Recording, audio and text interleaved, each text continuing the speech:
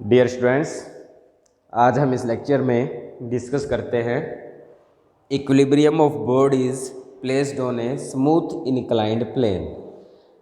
जब बॉडीज़ कहाँ पर रखी गई हो बच्चों, स्मूथ इनक्लाइंड प्लेन पर, तब इक्विलिब्रियम की क्या कंडीशंस होती हैं, क्या सिचुएशंस हैं, इस टॉपिक पे डिस्कस करते हैं। Name of the topic is equilibrium of bodies placed on a smooth inclined plane.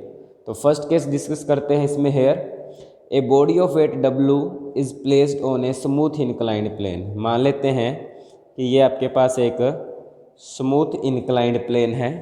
इस पॉइंट का नाम ले लिया हमने A। ये कहते हैं कि इस स्मूथ इनक्लाइंड प्लेन पर, मान लिया कि ये इनक्लाइंड प्लेन है और जो एंगल क्या बना रहा है बच्चों, अल्फ़ा का एंगल बना रहा है।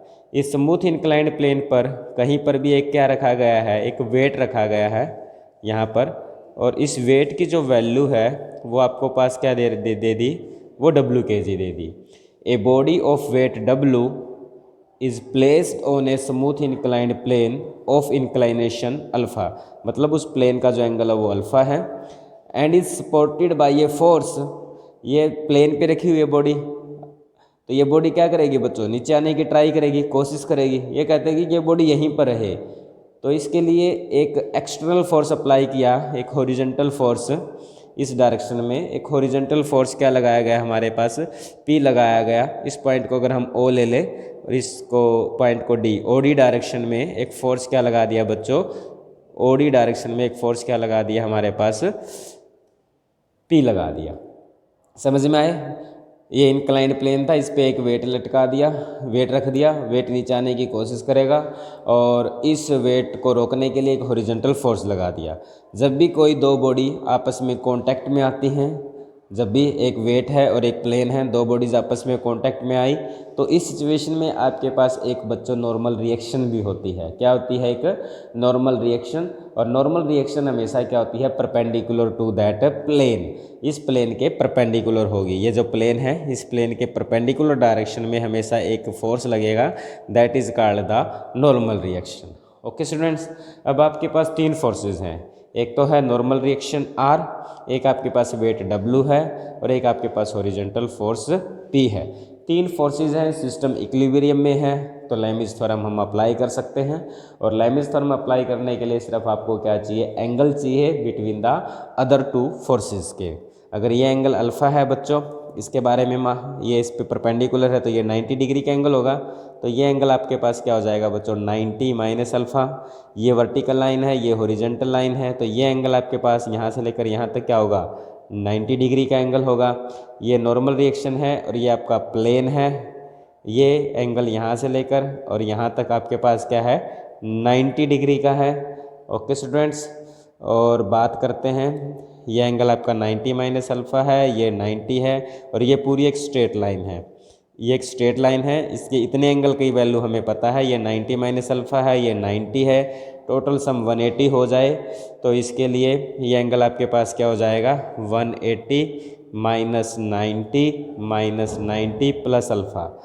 180 माइनस 90, सॉरी 180 माइनस में 90 और माइनस में 90 प्लस अल्फ़ा, तो ये एंगल आपके पास क्या हो जाएगा बच्चों, अल्फ़ा हो जाएगा। क्लियर है? ओके स्टूडेंट्स, और ये एंगल यहाँ से लेकर यहाँ तक भी एंगल पता है। ये जो नॉर्मल रिएक्शन है, ये प्लेन के साथ हमेशा क्या बनाती है, 90 डिग्री। ये 90 है और ये 90 माइनस अल्फ़ा है। ओके, तो now applying the Lami's theorem, तो therefore by the Lami's theorem at point P, at point O point पर, ठीक है, O पॉइंट पर। अगर ऐसा है, टू फाइंड द फोर्स, एक तो फोर्स निकालना है P और एक नॉर्मल रिएक्शन निकालनी है, रिएक्शन ऑफ द प्लेन। तो आपके पास एक R है, एक हॉरिजॉन्टल फोर्स P है और एक वेट आपके पास W है। R के लिए एंगल P और W के बीच का चाहिए, ये P है और ये W है, इन दोनों के बीच में एंगल 90 डिग्री है, तो साइन 90 डिग्री। P के साथ एंगल जो चाहिए आपको, वो R और W के बीच का चाहिए, R और W के बीच का। ये 90 है, ये 90 माइनस अल्फ़ा है, तो total angle 180 minus alpha, sine of 180 minus alpha. W के लिए एंगल P और R के बीच का चाहिए, P और R के बीच का, ये 90 है, ये अल्फ़ा है, तो ये साइन ऑफ 90 प्लस अल्फ़ा आ जाएगा। तो R के साथ 1 आ जाएगा, P 180 minus alpha, that is sin alpha.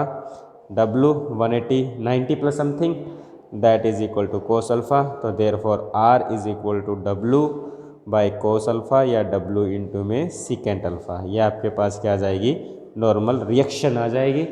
इसी टाइप से अगर हम बात करते हैं, here is P, तो P is equal to W sin alpha by cos alpha, that is W sin alpha by cos alpha, that is tangent alpha. तो P is equal to W into में tangent alpha. It is the required horizontal force and it is the normal reaction produced on the vertical plane at point O. Okay students, समझ में आ गया ये topic? Okay. Now we discuss another case here. A body of weight W is placed on a smooth inclined plane of inclination alpha.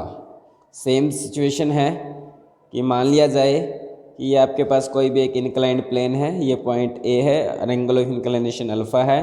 यहाँ पर आपके पास एक body है plane के ऊपर है और इस बॉडी का जो वेट होगा वो हमेशा डाउनवर्ड डायरेक्शन में होगा.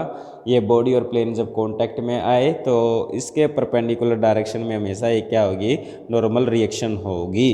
Clear students?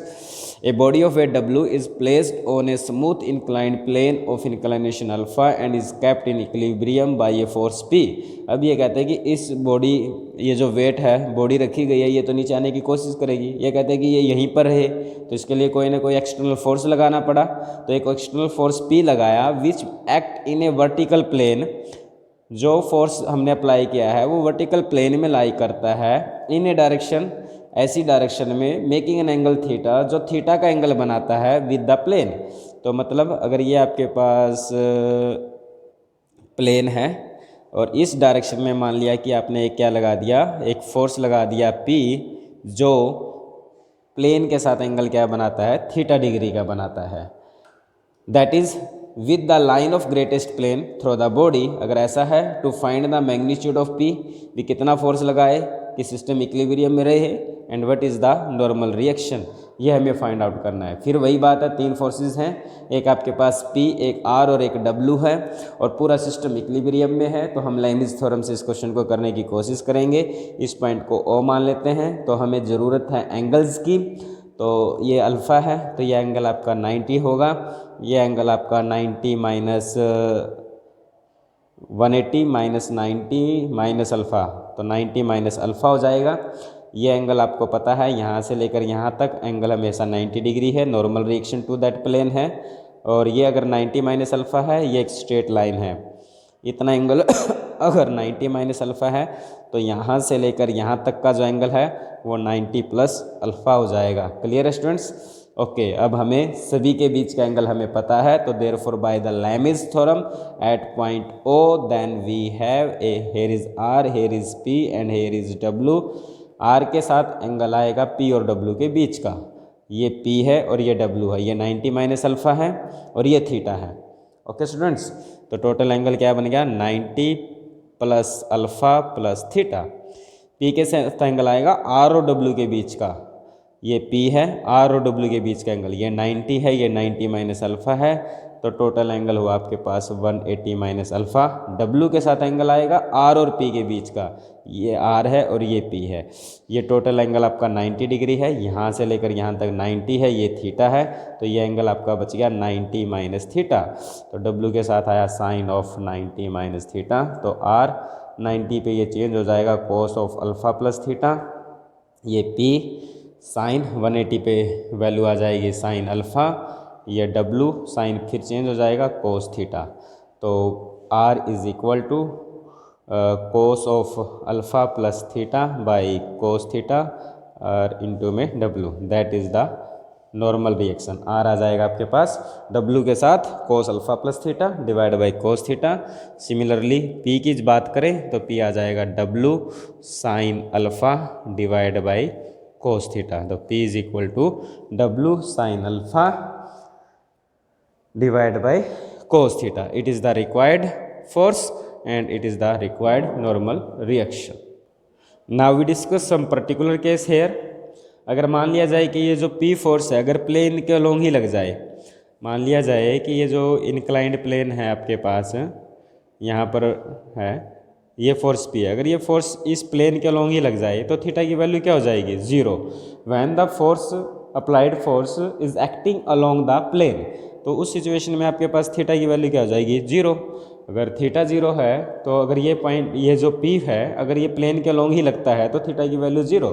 तो उस सिचुएशन में नॉर्मल रिएक्शन की वैल्यू क्या हो जाएगी, W कोस अल्फ़ा और कोस 0 की वैल्यू 1, और P W साइन अल्फ़ा और थीटा की वैल्यू कोस 0 की वैल्यू 1।